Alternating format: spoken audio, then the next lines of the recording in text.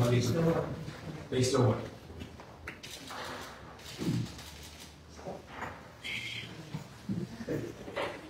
Anyway, sa mga kababayan natin sa lungsod ng Maynila, magandang gabi sa inyo lahat. Sana nasa mabuti kayong kalagayan. Dito kami sa City Hall, dala ng may isang netizen. Medyo concerned dahil yung isang bata na estudyante inold up kagabi dito sa Capilla. And gusto ko lang ipaalam sa publiko, sa inyo po mga batang Maynila, nahuli na po ng SMART yung mga suspect. Ito ang bata, minor de edad, 16 anyos, pero siya isasubmit for dental verification. Dental verification for teaching purposes. Yung age, malaman kung talaga ba minor de edad ito. Ito naman yung bumili. He will be charged of anti-fencing. Ito naman yung biktima. At ikaw yung magulang, ikaw yung atay. Ito mga estudyante natin ng public school. Parents at PLM. Ikaw, graduating ka na. Planning for kung laude pa naman siya. Ano yung nakuha sa pati mo? Nakuha niyo ito sa kanya. Yung pinagbihan. Magkano binenta? Magkano ang binenta? 15,000? Nasugatan ka na ng 15,000, may kulong pa ba? Kaya kayo, sa mga bumibili ng mga ginto-ginto, mag-iingat kayo dahil hindi lang kayo mabigyan ng resibo o ownership. Huwag kayong bumibili. Dahil baka mamaya nakukuha nyo yung mga galing sa hold up o snatching. Imagine ko ito. Galing sa bata, in-snatch. Tinutukan, kinuha sa liit niya. Gusto ko lang ipaalam sa mga taga-Maynila na in less than 24 hours na dali na ito. Ito, nakakatatlong beses na pala ito rito. Hindi naman namin maipakita sa inyo. Minor de edad, kuno, sopa. Just the same, sa mga buyer ng mga ginto, alam ko mahal ang ginto ngayon. Baka na-excite kayo, may nagpa-fast-track na mabilis na cash. Pero nakamura nga kayo para kumita kayo, pero galing ng masama. Mas masakit sa ulo yan dahil tingnan mo yan. Magkanakaw, ilan mo, di anong kaso, anti-fencing. Maaaring totoo ang hanap buhay ninyo, bumili ng ginto, bumili ng scrap ng ginto, silver, maaaring totoo. Pero you have to be sure na yung binibili ninyo ay hindi galing sa nakaw. Tingnan itong bata ito, nag-aaral lang. Siya kampante, nag-aaral sa City Hall, maraming pulis, they're everywhere. Panatang naglalakad, biglang ma-hold up nito. Gusto ko lang po ipaalam na resolve na po yung kaso. Doon sa netizen na nag-forward sa akin noong insidente, maraming salamat sa iyo.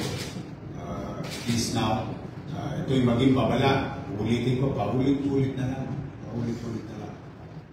Huwag kayong gagawa, mga Tolongges, huwag kayong gagawa ng krimen sa Manila. O mamaya, may harap pa ako sa inyo. Nakakuha na rin. Yung tumitira naman ng kable. Broad daylight, iniwa yung buong kalsada ng Espanya. Pinakukuha ko lang, nahuli na ng 4. So, yung mga kriminal, mga Tolongges, huwag nyo na subukin. May gobyerno na sa Maynila. So, anong plano mo sa mga to? Ikaw. May bala. Tumalamig ka muna. Nag-blatter na ito mga ito. Na-process na po.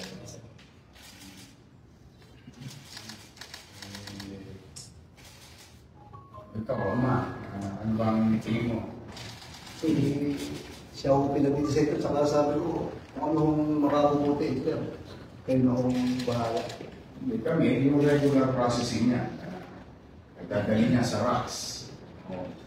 Ito naman, magkakaroon ng anti-pacing. And I hope he will learn his lesson very well. Next time. Pagkabi kasi sir, ang concern ko kagabi, nung umuwi siya, iba yung aura niya eh. Siya, parang trauma. Of course. Kasi kinasama pala siya, pang-araw sila eh. Ganun. Tapos pag humukot sa kanya, nalaglag yung cross na pendant. Yun yung nabawi niya yung cross na pendant. Pinagabot sa kanya. Ang nakuha niya yung Properly identify itong bata. 100%. Siya talaga properly identified. Sige. I'm sorry to hear that. I know it's a traumatic experience. But, you know, I hope we brought justice to you today. So thank you. I mean, justice for you. Nakamit mo justisya sa pamahalaan ng Luzon. Mag-iingat ka ng next So we are proud sir sa inyo. Tsaka sa Smart, napakagaling. Police Manila. Smart. Tanong ka kay Pero ba kayo tanong? Kay Okay na. Gusto ka baka mamaya, may pinakukuha naman ako. Hiniwain mo kung Espanya. Anong wire yun? Yung wala na kuryente natin. Nag-brown out ba? Yung ilong natin sa Espanya. Alam mo kung paano hiniwa? Pag ngayon kayo sa Monte, nag-i-jerry. Ano? May makina pang ginawa. Ganun. Ngayon. Saka binibag. Pati nga yung tsura ng ano. Kasi pag nag-brown out yung whole balwagan yun.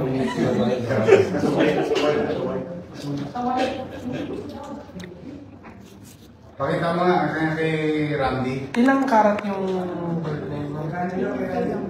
Magkano talaga presyo ano pagbili na? Pagbili ko 90. Okay, student kasi siya eh. I-on, Tingnan mo naman yung itsura ang ginawa. Grabe na mga magnanakaw ngayon. May makina pang ginagamit. Kable lang ang nanakawin niya. Mga professional na. Ilan po yung nahuli ni John yun? 2. Tapos sa tukay po ba kung magkano? Hinahanap namin yung kable. Ay, hindi pa nakikita. Di ba? Baka sumabit sa leeg nila.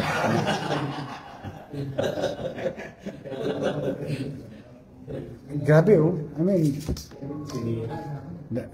tingnan mo naman kung gaano ka-professional na yan. Sa ilalim siya nakabaon. Oo, nakabaon eh. Gumamit ng ano, yung panghiwa ng semento Tapos yan yung mga kawad ng kuryente sa mga pose natin. para sa mga poste natin. Binabaon na nga namin para hindi na masyadong makalawit sa ibabaw. Tumiming pa ng bagyo. Magkano doon? Nakuha nila yun. May tatanggal Oo. talaga. Ayun, andun na yung dalawang suspect. Kinukuha ko ngayon. Talaga, di ba? Mapapagaling ka. Ayan oh. Hindi nga Eh, yung kable, oh. Engineer din yung matawag. Ayan yung kable oh. Solid wire yun. Ayan. Malinis gawa. Yorme, malinis yung ano. May cutter nga, may... Parang lagari ng semento. Hindi kaya masinibak mo yan, Yorme, tapos may mabili ka ngayon. Ganon. inside siya. Yung inside job kayo. Kasi alam ko saan nakabaon eh. Sakto Hindi, eh. kabisado nila yan, mga Kita mo professional. naman kasi poste to poste sa dadaan niya. Gumastos pa sila. Hindi, believe ako. Parang gusto nyo nila mo kayo ng Oh. Okay. Halika. Ito, kang umarap. Kokonya tanggit eh. 16 daw. Sabi. Siguro i-medical ngayon. I-dental. Dental aging ba yan? Samahan nyo lang. Yung pulis natin. Hindi ka naman nangagaw ng baril. Naku. Hindi sama. Alagaan nyo. Ha?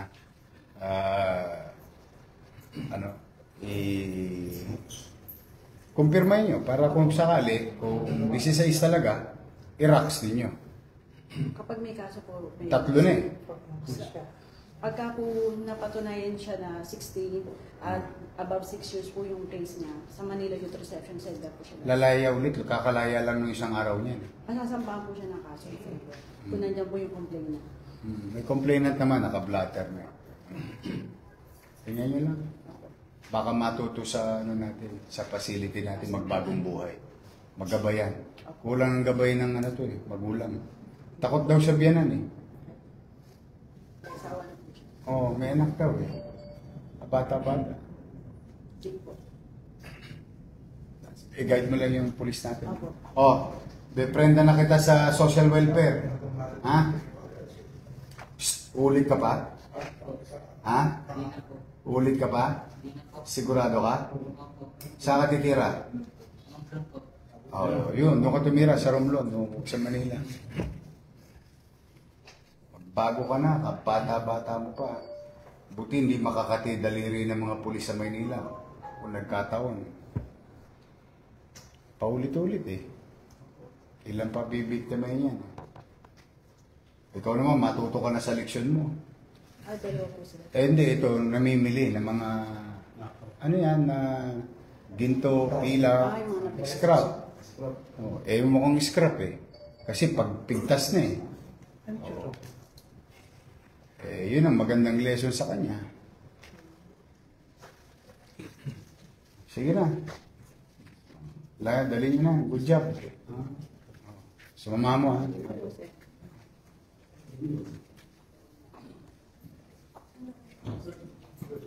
Sige.